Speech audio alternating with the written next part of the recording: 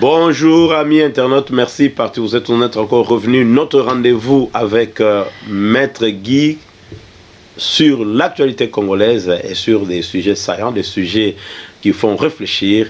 Vous êtes branchés sur News 24 à partir de l'Australie, dans la ville de Melbourne. Merci à nos amis qui se sont abonnés, à ceux-là qui sont abonnés. Nous n'allons pas vous décevoir. Ne vous disons toujours merci partout. Cette émission a été proposée par Denis Kaing avec l'équipe de News 24, la réalisation de Fiwaka. Vous avez votre rendez-vous de chaque jour. Bonjour, Maître Guy. Bonjour mon cher Denis. Voilà. Le titre de notre émission d'aujourd'hui, Maître Guy, on devrait, parce qu'on a dit, nous devons plus aider nos amis, aider la population congolaise à comprendre certains concepts. Aujourd'hui, nous parlerons de l'état des droits. Mais pour commencer cette émission, nous avons d'abord l'actualité congolaise. Il y a d'abord le gouvernement qui n'est pas toujours installé. Et puis, les promesses, encore une fois, du chef de l'État sur les atrocités à Beni. Il y a aussi la rencontre entre Félix Tshisekedi et Uhuru Kenyatta à Kinshasa. Et puis, nous avons le recouvrement des recettes qui commence à se faire sentir. Et puis, il y a plus de 920 millions recouverts. Et puis, nous avons la marche, la Mouka El Mouzito et El Fayoulou qui a été réprimée. Oh, voilà. Oui. On commence par le gouvernement. Pourquoi le gouvernement ne vient toujours pas? Bon, il serait mieux de me rappeler un tout petit peu si jamais je... Oui, chaque fois je veux rappeler. Maintenant, c'est le gouvernement. On commence étape par étape. Ouais. Bon, je crois que pour ne pas se répéter, la situation jusque-là, elle était bloquée. Mais hier, le président, finalement, a eu le temps de rencontrer tous les députés. Il leur a parlé. Alors, les informations à notre possession font état nous font voir que, bon, finalement, ils ont eu un accord, donc ils se sont entendus parce que le président leur a demandé de calmer un peu les tensions, de permettre à ce qu'on puisse investir le gouvernement et puis, bon, finalement, qu'on voie. Alors, donc... si tout va bien, peut-être d'ici la semaine prochaine, il y aura la sortie du gouvernement. Mais je ne précise pas. Quelles sont les conséquences de ce retard encore, ce report? On a entendu le gouvernement, on a entendu longtemps, et puis en plus, il y a encore cette situation avec les députés en fait, il faut appeler les députés de l'Union sacrée. Et quelles sont les conséquences? Bon, Denis, c'est comme j'ai toujours déploré. Vous voyez, donc, ce gouvernement qui vient ici est déjà entaché des aspects un peu négatifs. La croyance, par exemple, du peuple congolais n'y est presque pas. Quand vous regardez presque dans les chefs de beaucoup de gens, vous allez voir. Parce que, vous voyez, quand on fait quelque chose de bonne foi, vous allez voir même la manière dont vous allez évoluer avec la chose là. Ça va couler. Même si ça ne coule pas, mais ça va aller quand même de manière à garder l'espoir aux gens. Mais regardez vous-même, nous parlons du gouvernement. Ici, je rappelle que c'est depuis le mois d'octobre que le président avait bloqué le Conseil des ministres. Et quelques temps après, le ministre sortant, le premier ministre sortant, Ilukamba, était déjà sur la porte. Et quand vous comptez depuis ce temps-là jusqu'à aujourd'hui, ça fait quand même beaucoup de temps parce que dans l'entretemps, il y a beaucoup de choses qui se passent au pays. Alors, nous traversons une situation où on ne sait même pas quand est-ce que le gouvernement ça va sortir. Et même les députés là, moi, je ne personnellement, ça c'est mon avis à moi, je ne crois pas aux députés ici parce que ils peuvent être avec le président, ils disent oui, quand ils se retournent, demain matin, ils reviennent encore avec de non. Alors donc, jusque-là, il n'y a vraiment pas beaucoup de pronostics à faire. Nous sommes à nos gardes, nous pensons que, nous espérons que d'ici la semaine prochaine, ça pourrait sortir, mais bon, si jamais ça ne sortait pas... On va encore revenir sur ce sujet. Promesse du chef de l'État, encore une promesse pour l'Est. Vous pensez que cette fois-ci, le président Félix Tshisekedi Tshilombo en a marre? Bon, finalement, tu vois, Denis, nous nous cesserons de parler de l'Est parce que nous estimons que l'Est, là, c'est notre pays. Et lorsqu'il y a des gens qui meurent, ce sont les frères, ce sont les familles qui meurent comme ça, sans une cause valable. Donc ça, c'est un élément vraiment de motivation pour toute la nation, pour que nous puissions continuer à en parler, voir qu'est-ce que nous pouvons faire, la mobilisation, et demander à la communauté internationale de voir quand même comment ils peuvent faire partie des solutions que nous allons prendre pour une paix durable. Bon, le chef de l'État a fait encore une fois de plus une promesse. Je vais prendre cet aspect des choses à deux volets. Premier volet, bon, la promesse fait partie de l'espérance. Comme j'avais dit l'autre fois, nous ne pouvons pas empêcher aux gens de promettre. Mais tout ce que nous demandons, c'est que lorsqu'on promet, on doit s'animer, on doit faire des efforts pour réaliser ces promesses-là. Parce que ici, là, les vies humaines sont sacrées au Congo. Alors, une vie de moins au Congo doit interpeller tout le pays, doit interpeller surtout le numéro 1 du pays. Ça, c'est un. Deuxième chose, concernant l'armée kenyane qui est en train de venir. Voilà, ça c'est notre point, oui. Oui, vous savez, Félix Ouro. Ouais, vous savez que en son temps, Vital Kamerhe avait quitté le Parlement. Et le conflit qu'il a eu avec Kabila, c'était à cause des entrées et sorties des armées étrangères. Ici, je sais que nous avons une situation extraordinaire. Voilà pourquoi nous sommes en train de pousser le président à travailler, parce qu'il est le garant de bon fonctionnement des institutions, à permettre à ce que ces institutions-là finalement existent d'abord, et puis que ces institutions-là fonctionnent. S'il y avait par exemple déjà le Parlement, pour des questions comme ça, on pouvait faire appel à une session extraordinaire, que les parlementaires viennent. Oui, bon, nous avons le Parlement, un Parlement qui est pratiquement amorphe. C'est anti... Il n'a pas respecté la Constitution en faisant cela. Mais justement, parce qu'on ne peut pas amener des armées étrangères comme ça sans l'aval du Parlement, sans que la situation ne passe au Parlement. Alors, quelles sont les conséquences? Qu'est-ce que vous voyez? Comment vous voyez ça, armée étrangère encore au Congo? Parce qu'on a entendu beaucoup de choses, ce sont des Tutsis qui vont venir. Il y a beaucoup de choses qui se disent sur... Mais Denis, vous savez que même les gens qui disent ça, quand je regarde avec toute objectivité, ils n'ont pas tort. Vous savez que l'une des causes de notre de la manière dont notre armée se retrouve aujourd'hui, c'est parce qu'il y a eu cette histoire de brassage. Chaque fois que les militaires venaient, ils ne partaient pas. Les rebelles, ils créaient des groupes rebelles, après ils revenaient, ils entraient, les étrangers sont entrés avec toutes ces histoires-là. Alors, avec l'armée et l'armée kenyane, et encore une fois de plus, parce qu'il ne faut pas oublier que là-bas, ils ont aussi des Tutsis. La question que nous nous posons, demain matin, si les militaires Tutsis là venaient, parce qu'on saura peut-être les identifier pendant qu'ils sont là, et si jamais demain matin, ils n'y rentraient pas, ils disent que non, nous sommes des Minembwe. Parce qu'à Minembwe, là-bas, il y a aussi des Tutsis qui se disent des Tutsis congolais. Qu'est-ce que nous allons faire? Et que demain matin, il se positionnait tel que soit il reste ici, il s'infiltre dans notre armée, ou soit alors ils vont se mettre encore là-bas à Minembwe, commencer à créer des situations. Alors, donc c'est vraiment une situation très délicate. Pour moi, je pense que si on peut faire des choses comme ça, mais que nous demandons dans un bref délai, que le gouvernement congolais commence à penser quand même au redressement de notre armée. Parce que moi, j'estime que c'est à partir seulement de notre armée, lorsqu'ils auront un bon encadrement, lorsqu'ils auront un peu de salaire, un peu de formation, et petit à petit, ils pourront défendre ces pays-là avec comme on dit, d'un cœur sain, que les étrangers qui nous ont créés, tout ça, nous sommes en train de vivre aujourd'hui dans notre pays. Voilà, alors il y a quand même des bonnes nouvelles. Il y a le recouvrement de recettes qui est allé plus de 900 millions de dollars de recouvrés, parce que je trouve que c'est l'effet GF, c'est l'effet Félix Tshisekedi Tshilombo. Bon, moi je préfère parler en termes d'institutions. Hein. Si y a des recouvrements qui se font, nous disons bravo.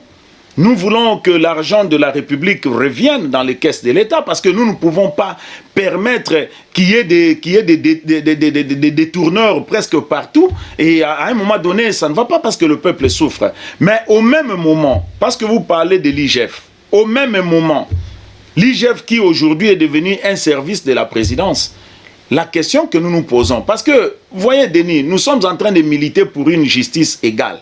Nous sommes en train de militer pour une justice correcte, juste, opposable à tous. Il ne faudrait pas que, d'un côté, l'IGF en train de suivre des recouvrements, chose que nous encourageons, nous ne décourageons pas, nous encourageons, on doit continuer à poursuivre ces gens-là, à la rigueur, on doit les arrêter, et la justice doit appuyer l'IGF dans son travail. Mais de l'autre côté, quand vous regardez à la présidence, tous les dépassements, tout ce qui se passe à la présidence. Bon, la question que nous nous posons maintenant, si c'est l'argent de la République, c'est une institution de la République, l'IGF va entrer là-bas quand?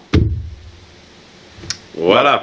Alors, hier aussi, il y a eu, dans l'actualité en République démocratique du Congo, il y a eu aussi la marche, Lamuka El, Muzito et Fayulu, marche de soutien à la population de l'Est, une marche réprimée. Qu'est-ce qui n'a pas marché?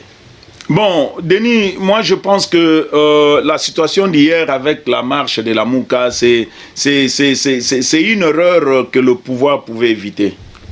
Parce que j'ai regardé même dans certains commentaires des réseaux, même dans certaines chaînes, bon, les gens ont critiqué dans tous les sens. Moi, je ne suis pas là pour prendre la part de celui-ci ou bien de celui-là. Mais seulement, je me dis une chose. Si cette marche-là, je parle en termes de si, conformément à ce que je vis, si cette marche-là n'avait que 10 personnes, ou bien la marche, elle avait moins de gens, alors une occasion de plus pour que le pouvoir maximise et que l'on fasse voir en face du monde et de la population congolaise que réellement, nous sommes en train de vivre la démocratie et l'état de droit. Et par conséquent, la police devait venir pour les encadrer. Pour les encadrer jusqu'à destination. Ça n'allait pas coûter tout ce que ça coûtait ici. Bon, s'il y avait beaucoup de gens, est-ce que vraiment c'est une raison pour le pouvoir de commencer à envoyer des militaires tapés, blessés? Déjà, nous avons des cas, il y a des gens qui meurent à Béni. Mais lorsque vous ajoutez encore des choses comme ça, ça sont des erreurs qu'on pouvait éviter. Qu'est-ce que la République a dit? On a reproché quoi à la Mouka, cette marche? J'ai entendu les autres personnes dire que non, c'est une marche qui n'était pas autorisée. Mais finalement, nous sommes dans quel régime? Hein? Aujourd'hui au Congo, nous sommes dans un régime d'information. Vous ne venez pas demander et puis attendre que le gouverneur vienne avec une décision. C'est comment? Non. Vous venez vous informer, vous donnez l'itinéraire. On en a vu d'ailleurs quand l'IDPS était dans l'opposition. Il y avait des marches, certaines marches où le gouverneur à l'époque, Yandré Kimbuta, qui les recevait même pour voir l'itinéraire, tout et tout, même si par après il faisait aussi ses histoires à lui, mais au moins il les recevait pour étudier par exemple l'itinéraire, tout et tout, et puis prendre un dispositif des policiers. Les policiers ne sont pas là pour tuer, taper les gens n'importe comment, non. Alors donc pour moi c'est une erreur du régime, et Denis, vous devez faire très attention. Vous voyez, ce sont de petits actes comme ça qui généralement font couler des régimes. Parce qu'aujourd'hui, vous tentez, et vous savez, avec le peuple, toute la fois que vous commencez à le stopper par de réprimades comme ça, donc c'est là que lui va amener maintenant son cœur. Et vous allez voir, ça sera toujours des marches, vous venez vous réprimer, et puis finalement, demain matin, le droit de l'homme va venir, après demain matin, donc toute la philosophie basée sur l'état des droits va tomber caduque pour des actes comme ça. Voilà, maintenant nous entrons dans le sujet d'actualité. Notre sujet d'aujourd'hui, c'est quoi l'état des droits? Dans le contexte de la République démocratique du Congo, quel est le rôle, quelle est la part, que dit la Constitution en ce qui concerne l'état des droits? Parce que c'est par là qu'on doit commencer. Qu'est-ce que notre Constitution dit par rapport à ce concept état des droits? Très bonne question. Merci beaucoup, mon frère Denis, parce que vous savez, nous sommes appelés, nous tous, vous avec ce grand travail que vous êtes en train de faire, et puis et les autres Congolais, à un moment donné, à apporter quand même du souffle dans notre pays, dans notre société, pour que même si demain matin nous passons, mais le peu qu'on aura à faire, d'autres personnes viendront continuer pour le bénéfice de ce peuple-là. Alors, la question que vous m'avez posée sur l'état de droit, j'avais trouvé que c'était important, et peut-être qu'on ne va pas terminer parce que c'est une notion vaste, mais nous allons vraiment faire un effort dans un temps record, essayer de toucher les points importants, et puis peut-être prochainement, si on a l'occasion, on va peut-être évoluer petit à petit comme ça, parce que pour aujourd'hui, je sais que le média c'est le temps, alors on ne saura pas. Alors, l'état de droit, vous m'avez posé la question au niveau de la Constitution. Oui, qu'est-ce que la Constitution dit? Voilà. Que dit la Constitution sur l'état de droit? Vous savez, quand vous lisez un texte juridique, il y a deux éléments importants.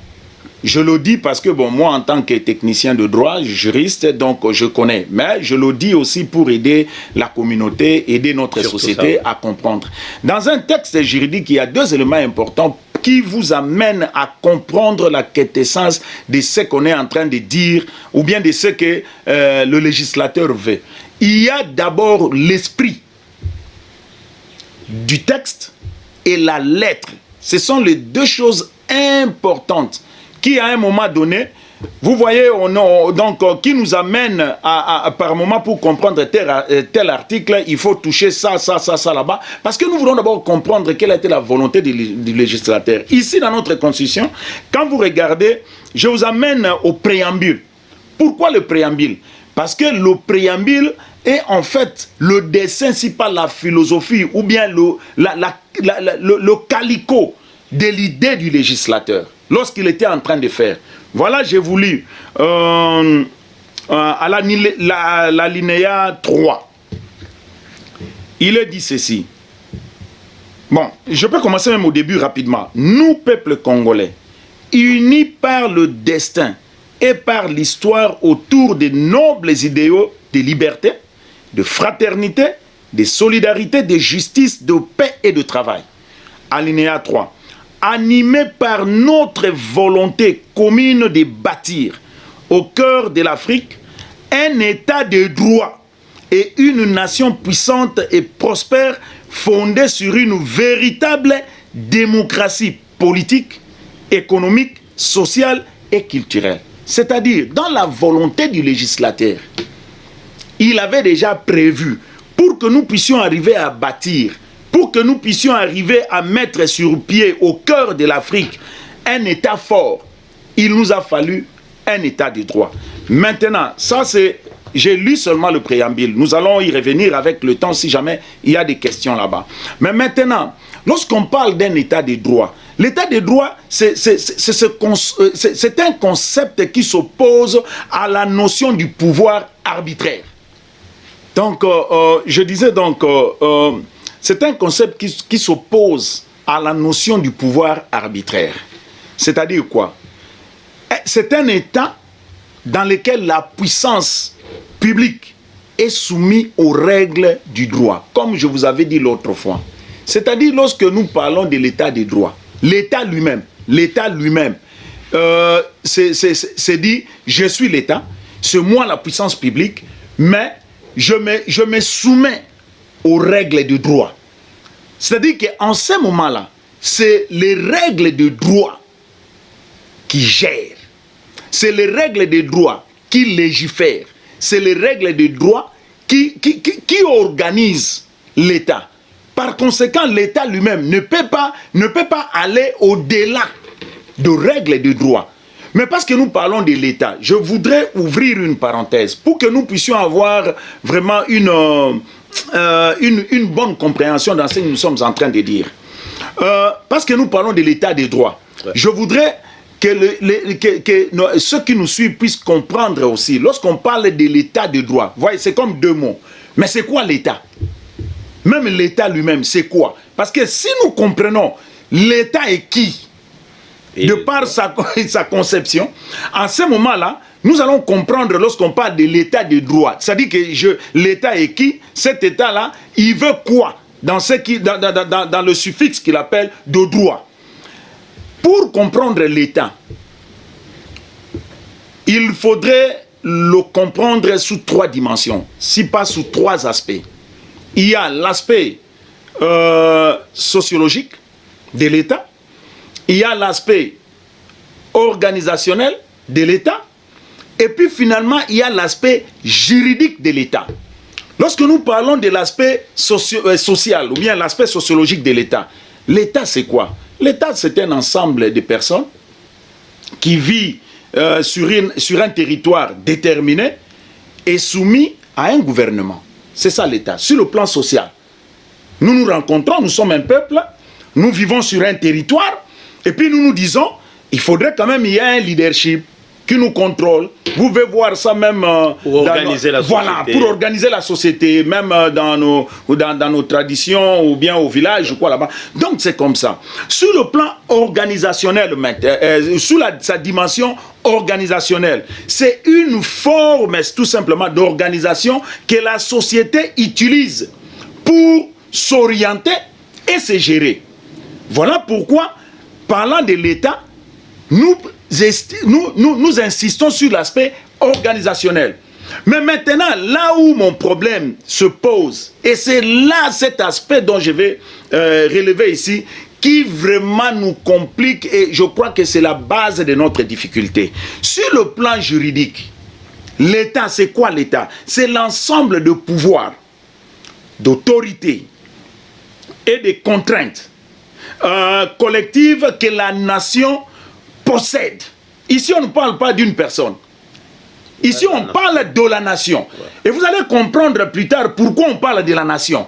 Pourquoi la Constitution, ici même, après avoir mis le texte, le peuple, la nation, va dans le référendum. Parce qu'on veut, c'est ça la conception juridique de l'État, qui est même une conception très importante. Que la nation possède sur un individu ou sur une personne envie de faire valoir l'intérêt général. Donc, si nous comprenons l'État au sens juridique et dans sa conception, la finalité de sa conception, c'est de faire valoir l'intérêt général à l'État des droits. Pour faire valoir cet intérêt, l'État lui-même se soumet. Il dit que voilà, mais les lois de la République sont au-dessus de moi. Et c'est comme ça, vous allez voir dans des pays ici, on acquise le ministère de la Justice. Et on lui demande de faire de payer les amendes. Les pays que nous appelons les pays démocratiques. Voilà, les pays démocratiques, les pays qui sont basés sur le respect, sur les normes, les règles de droit. Donc, en fait, c'est ça l'état de droit. Lorsque nous parlons de l'état de droit, c'est cet état-là qui s'obstine, qui s'oppose à tout pouvoir arbitraire. Il n'y a pas d'arbitraire. Tout, c'est la loi. Et notre loi des lois, notre texte des textes, c'est la Constitution.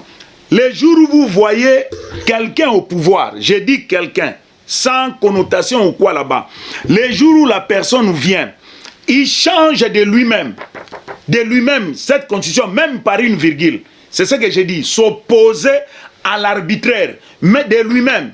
Sachez que déjà, il est à l'encontre de l'état de droit. Et le fondement, comme j'ai dit, c'est le respect, le strict respect des normes, des normes, c'est-à-dire des règles de droit. Voilà. Si nous suivons bien ces concepts, c'est comme si dans des pays, là on parle d'une façon générale, les pays comme la République démocratique, les pays qu'on appelle qui sont démocratiques, pas démocratiques, surtout les pays africains, asiatiques et autres. Là nous allons plus nous baser sur les pays africains. Comment ça ne tient pas? Pourquoi l'état des droits souffre avant d'arriver dans le contexte congolais? La plupart, surtout nous les Africains, premièrement, il y a le manque de respect des lois du pays. Il y a de l'arbitraire. Et on ne vise jamais l'intérêt général. Dès que je suis là, c'est moi qui règne, c'est moi qui gère, c'est moi qui fais. Donc, tout est devenu dans moi, moi, moi. Or, dans un état de droit, il n'y a pas de moi. Le moi, c'est la loi. Le moi, c'est les règles de droit. Le moi, ce sont les textes des lois. Vous ne pouvez pas vous prévaloir de vous-même, comme ça vous venez, vous commencez à créer. Je vous donne un exemple. Récemment, bon, je prends ça seulement pour une illustration, comme ça que les gens comprennent. Il y avait une vidéo qui passait dans les réseaux sociaux, avec l'embouteillage à Kinshasa. À un moment donné, le vice-président, à l'époque parlementaire, il venait, bon, il était déjà revenu, non, pas encore, c'est quand on l'a déchu là, Kamound. Il vient pas, bon, il y a un chauffeur qui venait dans le sens opposé, effectivement, le chauffeur avait tort. Ouais. Le chauffeur avait tort. Ici, on ne nous dit pas que les chauffeurs avaient raison. Non, les chauffeurs avaient tort parce qu'il avait pris le sens opposé. Mais quand Kabound est venu, Kabound est officiel. Dans un état de droit, vous ne venez pas agir de vous-même. Vous ne venez pas prévaloir vos titres. Non. Parce que vous êtes officiel, appelez la police. Demandez aux brigades routières de venir faire leur travail.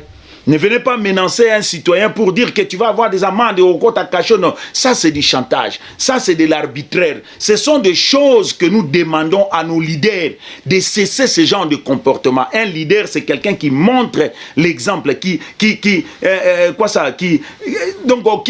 toujours premier à montrer la voie. Vous voyez, l'action était mauvaise du chauffeur. Oui, nous acceptons, mais l'agir aussi de notre député était très mauvais. Appelez les organes de la loi.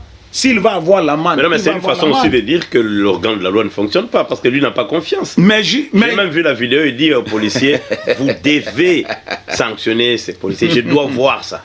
Non, mais c'est ça. Ça dit que lui, en tant qu'officiel, il devait savoir. De surcroît, il est député. C'est un législateur, il devait savoir. L'amende n'est pas une punition qu'un individu inflige à l'autre. Non.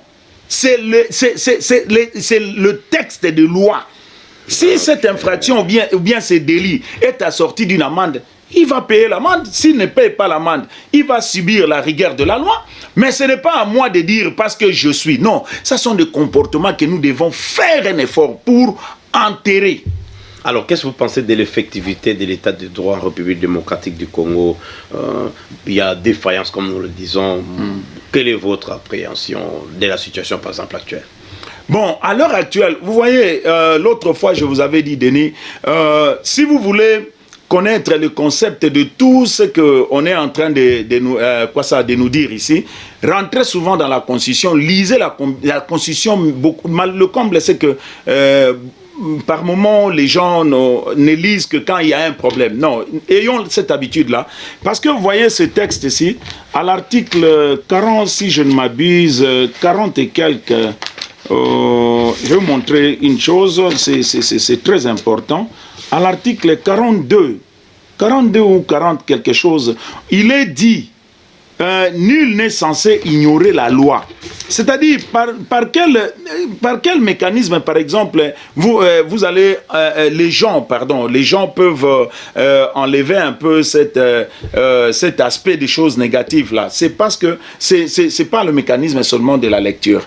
Alors, à l'heure actuelle, vous voyez, Denis, l'état de droit prôné dans notre pays est resté au niveau du verbal. Au niveau du verbal. Vous n'avez qu'à voir. Lorsque, par exemple, je donne un exemple, lorsque, par exemple, Kamere a commis ce qu'il avait commis là-bas, bon, la justice était occupée de lui. Ouais. Bon, les gens avaient trouvé que, bon, voilà, tu as mal fait. Et puis, finalement, la justice. Mais maintenant, quand vous regardez tout le reste ici, donc on ne peut pas avoir une justice à double vitesse. Il y a encore beaucoup de gens.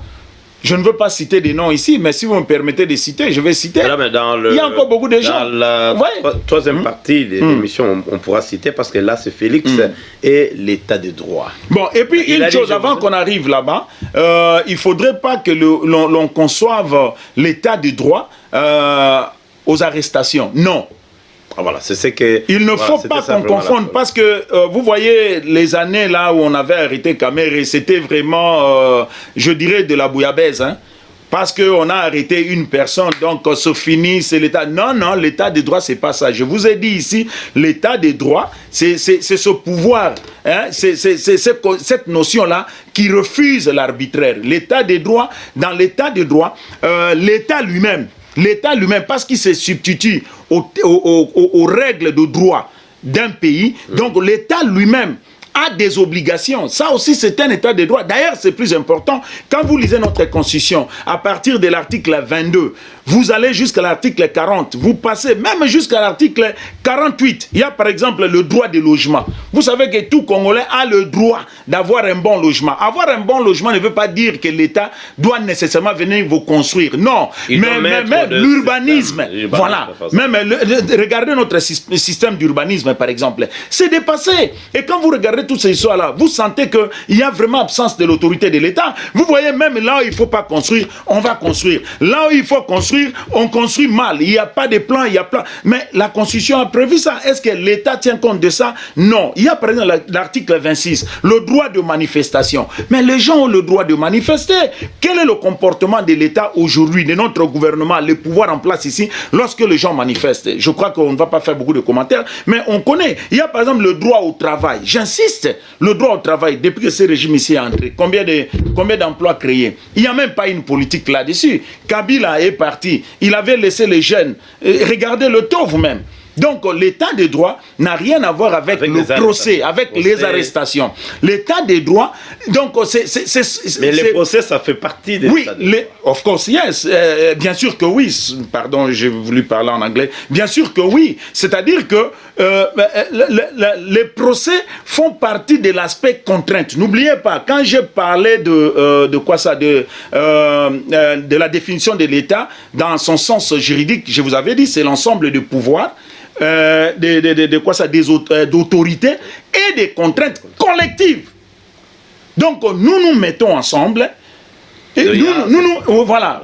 Donc il y a le pouvoir, il y a l'autorité de l'État, il y a le pouvoir de l'État, il y a l'autorité de l'État, mais l'État se prend aussi lui-même le pouvoir des contraintes, une contrainte qui est collective, de manière à ce que si tu as mal fait, que toute la société voie que tu as mal fait, tu mérites ça. Si tu n'as pas mal fait, qu'on ne vienne pas vous condamner parce qu'on veut seulement vous condamner, sinon c'est de l'arbitraire. Alors, quand au regard de tout ce que je vous ai dit ici, pour être un peu court, vous sentez que chez nous au Congo, jusque-là, l'état des droits n'est qu'une lecture, mais on n'est pas passé vraiment ou bien on ne sent pas cet effort-là. Cet effort-là d'amener le pays, ne fût-ce que lentement mais sûrement, à cette mouvance-là, on ne sent pas. Les arrestations, même du temps de Kabila, on a arrêté, même du temps de Mobutu, on a arrêté. Les dictateurs, même Kadhafi, là nous parlons de l'effectivité de l'état de droit souffre. Voilà. Mais quelles sont les actions qu'un chef de l'État, ou disons, nous parlons plus du chef de l'État, quelles sont les actions qu'il doit faire ou montrer pour que nous puissions dire que maintenant, l'état de droit est là? Denis, tu sais, tu vois, le chef, la Constitution dit de lui qu'il est le garant. Quand tu es garant, tu dois viser d'abord à l'intérêt général. Quand tu es garant, c'est-à-dire que c'est toi qui es le premier, c'est toi qui donne l'impulsion, c'est toi qui montre, donc qui montre le chemin. Je sais que il n'est pas le ministère de la Justice, sinon certaines personnes pourront dire ça, mais pas le fait que c'est lui qui est devant là-bas. Je vous avais parlé l'autre fois de l'impulsion. Je vous donne un exemple. Juste un exemple de ce qui s'est passé par exemple hier. Pour moi, c'est une erreur inutile du pouvoir, et le président pouvait intervenir pour dire aux policiers ou bien donner l'ordre, soit au chef de la police ou bien pas au niveau des institutions, pour dire que non, laissez-les travailler, vous avez le rôle de les encadrer jusqu'à ce qu'ils vont arriver à destination. S'ils vont remettre leur mémorandum, laissez-les remettre le mémorandum. Alors, nous avons un problème aujourd'hui avec ce régime. Moi, personnellement, le problème lié à l'impulsion. Je ne sens pas ça. Je ne sens pas ça. C'est-à-dire que nous sommes comme dans une situation de laisser faire. Il pouvait empêcher ça. Il est le président. Qu'on ne vienne pas dire ici que non, mais est-ce que c'est lui qui s'occupe des marches? Est-ce que le gouverneur... Oh, mais même le gouverneur, Kinshasa est le siège des institutions. Si ça ne marche pas à Kinshasa directement, le président est visé. Le président a des canons par lesquels il peut faire arriver, si pas des consignes, mais des conseils, appelons ça comme ça. Des conseils. Et moyens, parce que lui, il vient de l'opposition. Il vient de l'opposition, il connaît comment ces histoires-là se passaient. Alors, j'aurais souhaité que le régime, lentement mais sûrement, fasse quand même un effort de commencer à éviter des erreurs inutiles. Ça sont des erreurs inutiles et qui ne vont même pas coûter aux policiers ou bien au gouverneur, mais en 2023, retenez Denis, toutes ces histoires-là, c'est le président. Les gens vont dire que non, mais toi, toi tu faisais les marches ici, tu es venu au pouvoir, quand on commence à faire les marches, tu nous envoies des... C'est comme ce qu'on disait des Kabila, non? Ouais. Voilà. Nous finissons notre première partie de cette émission sur l'état des droits et nous pensons que nous allons continuer prochainement parce que la minute qui nous a été, le temps qui nous a été imparti commence à s'écréter jusqu'à plus d'une heure. Nous allons faire une émission de 40 minutes prochainement pour parler de l'état de droit. Pour que nos internautes retiennent quelque chose, qu'est-ce qu'ils vont finalement retenir aujourd'hui de l'état des droits? L'état de droit veut tout simplement dire la loi au-dessus de tous. Et le respect, le respect de la loi, des normes par tout le monde. C'est très simple comme phrase, mais finalement, on ne respecte pas. Oui, c'est très simple comme phrase, mais malheureusement, on ne respecte pas. L'état de droit veut seulement dire, en premier lieu, la loi. Nous tous, on est soumis. Si l'État tombe dans l'inexécution, même l'État lui-même doit être frappé. Si nous tombons aussi, nous devons être frappés de manière à ce que nous puissions maintenir l'égalité de la société et que les choses marchent. Notre problème au Congo, c'est ce livre ici, la Constitution. Merci beaucoup, Maître Guy, pour la contribution. Merci nos amis internautes. Nous vous disons tout simplement que paix règne chez vous. Avec News 24, vous ne serez pas déçus. Merci de vous abonner et partager cette émission. Denis Kaenge et son équipe vous dit à la prochaine.